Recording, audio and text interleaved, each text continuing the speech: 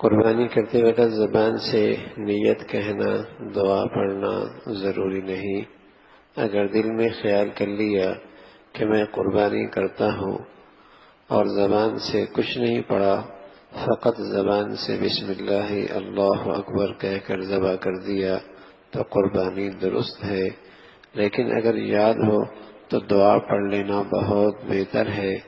ذبح سے پہلے یہ دعا ہے: انی وجہت وجہی للذی فطر السماوات والارض حنیفا وما انا من المشرکین ان صلاتی ونسکی ومحیای ومماتی للہ رب العالمین لا شریک لہ وبذلک امرت وانا من المسلمین اللہم منک ولک۔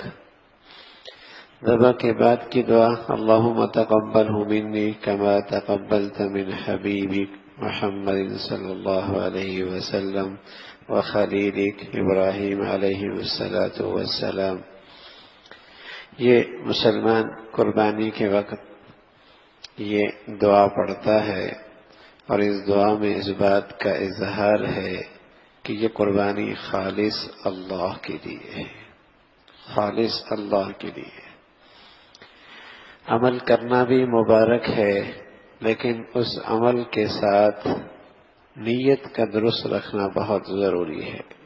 بس اوقات شیطان نیکی کرنے نہیں دیتا، اور اگر کوئی آدمی ہمت کر کے کر بھی لے تو پورے طور پہ نہیں کرنے دیتا، صحیح طور پہ نہیں کرنے دیتا، تو وہ قدم قدم پہ راستہ مارتا ہے۔ قربانی کا عمل تو غیر معمولی ہے، اور سال کے صرف ان 3 دنوں میں یہ موقع میسر آتا ہے، اور ہر بال پہ پیارے رسول صلی اللہ علیہ وسلم نے نیکی کا اعلان اور اس کی خبر دی ہے۔ نیکی بہت بڑی ہے، تو بس اوقات شیطان ایسے موقع پہ نیتوں پہ حملہ کرتا ہے، ضائع کرا دیتا ہے، نام و نمود کے راستے سے، شہرت کے راستے سے، دکھلاوے کے راستے سے، کچھ اور اغراض پیش نظر ہو جاتے ہیں، اس کی وجہ سے اتنی بڑی نیکی ضائع۔ محنت بھی کی، پیسہ بھی لگایا، کوشش بھی کی، حاصل بھی کچھ نہیں ہوا۔ تو جانور لیتے ہوئے بھی کس لیے لے رہا ہوں؟ اللہ کے لیے۔ ذبح کرتے ہوئے بھی اسی کا اظہار ہے کہ اے اللہ میں تیری خاطر اسے ذبح کر رہا ہوں۔ انی وجہت وجہی للذی فطر السماوات والارض، میں اپنے آپ کو اس ذات کی طرف متوجہ کر رہا ہوں جو زمین و آسمان کا بادشاہ پیدا کرنے والا ہے، سب سے یکسو ہو کر، کسی سے کچھ غرض نہیں۔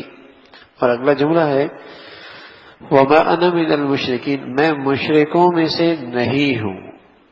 غیر مسلمان کا مشرک قربانی کر رہا ہے، نماز پڑھ رہا، لیکن ریا آدمی کے اندر شرک کی ملاوٹ کر دیتا ہے۔ ریا خفی شرک ہے، خفی شرک، ریا دکھلاوا خفی شرک ہے۔ تو اس موقع پہ خاص طور پہ اللہ کے نبی صلی اللہ علیہ وسلم نے یہ دعا بتلائی: وما انا من المشرکین، میں مشرکوں میں سے نہیں ہوں، آپ کی عبادت میں کسی غیر کو شریک نہیں کر رہا، آپ کی عبادت میں کسی غیر کو شریک نہیں کر رہا، یہاں میری غرض صرف آپ کی رضا، آپ کو راضی کرنا ہے۔ اور پھر اس سے اگلا جامع جملہ ہے کہ میری قربانی، میری نماز ہو، میری قربانی ہو، بلکہ میری زندگی ہو، میری موت ہو، سب اللہ کے لیے، سب اللہ کے لیے، میری ہر چیز اللہ کی خاطر، میرا جینا مرنا بھی اللہ کے خاطر، میری نماز قربانی بھی اللہ کے خاطر، اور اس کا کوئی شریک نہیں، اور مجھے اسی کا حکم ملا ہے، میں فرما برداروں میں سے ہوں۔ تو اس انداز سے آدمی اس دعا میں اظہار کر رہا ہے کہ اللہ یہ خالص آپ کے لیے عمل کر رہا ہوں، خالص آپ کے لیے، اس میں میری کوئی دنیاوی حکمت مصلحت پیشی نظر نہیں، ذاتی اور جسے کہیں کہ دنیاوی مفاد اس سے میرا وابستہ نہیں، میری غرض تو آپ کو راضی کرنا۔ میری غرض تو آپ کو راضی کرنا ہے. قربانی ہو یا حج ہو، قربانی ہو یا حج ہو، ان دونوں میں نظر یہی آتا ہے کہ اس میں عقل سے زیادہ اتباع ہی اتباع ہے. بظاہر عقل کچھ کہہ رہی ہے لیکن شریعت کی اتباع کا رنگ کچھ اور ہی نظر آتا ہے. قربانی ہو یا حج ہو، اس میں دین کی حقیقت سمجھائی جا رہی. میاں یہ نہ دیکھو کہ اس کی حکمت کیا ہے، مصلحت کیا ہے، اتباع کر لو. یہ دونوں عبادتیں اسی شان کی ہیں. اب حج دیکھیے نا، نظافت نظافت نظافت، طہارت طہارت نظافت، دین ہے اور بہت بڑا دین کا حصہ ہے. لیکن حاجی حج کرنے جا رہا، کمیاں نہانا بھی نہیں، ہاں، اور تم نے جو ہے وہ صابن بھی نہیں لگانا اور میلہ کو چیلا ہی رہنا ہے. اتباع ہے. بیت اللہ کا طواف کتنا بڑا اجر ہے اور حجر اسود کا استلام کتنا بڑا اجر ہے. اور جب لوگ عرفات چلے جاتے ہیں موقع بڑا اچھا ہوتا ہے بیت اللہ کا طواف کرنے کا اور استلام کرنے کا بڑا اچھا موقع ملتا ہے، حجر اسود کو بوسہ دینے کا بڑا اچھا موقع ملتا ہے. لیکن کیا کہا جاتا ہے میاں، اب اگر طواف کرے گا تو ثواب نہیں ملے گا، اب تو اجر اتباع میں ہے. جب جنگل میں پڑاؤ ڈالو اب تمہیں اجر سارا وہیں ملے گا. اب حرم میں نماز میں اتنا ثواب نہیں جتنا نماز پڑھنا مینا میں ثواب ہے. اب بیت اللہ مسجد نبوی کے مسجد حرام میں بیت اللہ کو دیکھتے دیکھتے اتنا اجر ثواب نہیں ہے جتنے عرفات کے میدان میں بیٹھنے کا ثواب ہے. اب بیت اللہ کے سامنے بیٹھ کر مزے لینے کا اتنا ثواب نہیں جتنے اس ایک پتھر جو شیطان کے نشان پر ہے اسے پتھر مارنا ثواب ہے. سبحان اللہ.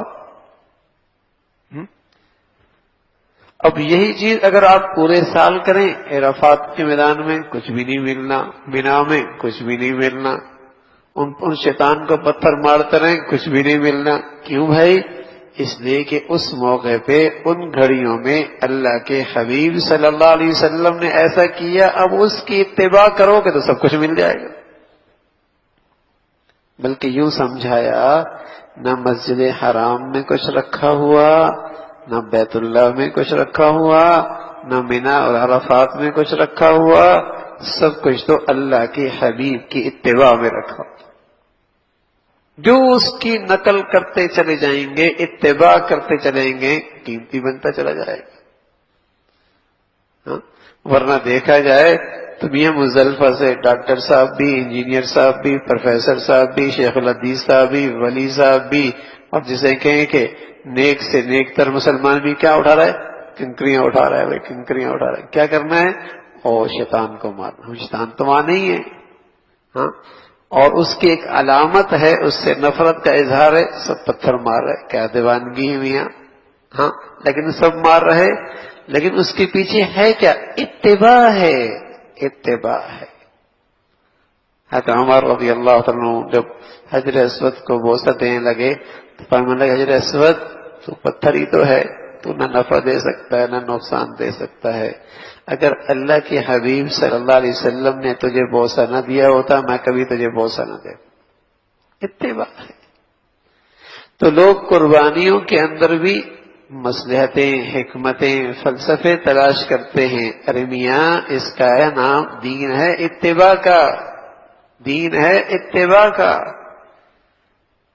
اگر گوشت ہی مقصود ہوتا تو اتنا اکٹھا گوشت کرنے کی کیا ضرورت ہے؟ پورے سال ہی اللہ کہتا ہے ہر ہفتے میں قربانی کرتے رہنا. بھائی کچھ اس ہفتے میں، کچھ اگلے مہینے میں کر لینا، کچھ اگلے مہینے میں، سب غریبوں کو تمہیں آسانی سے گوشت مل جائے. یہ مقصود نہیں. مقصود تو اتباع ہے، اللہ کو راضی کرنا مقصد ہے کہ میں اللہ کی خاطر یہ قربانی کر رہا ہوں. لن ینال اللہ لحومها ولا دماؤها. نہ اللہ تک خون پہنچتا ہے نہ گوشت پہنچتا ہے، نہ اسے گوشت کی ضرورت نہ خون کی ضرورت. ولکن ینالہ التقوی منکم. وہ تو تمہارے دلوں کا تقوی دیکھ رہا ہے، کس غرض سے یہ عمل کر رہے ہیں. تمہارے پیش نظر کیا نیت ہے، کیا غرض ہے؟ تو اللہ کی خاطر.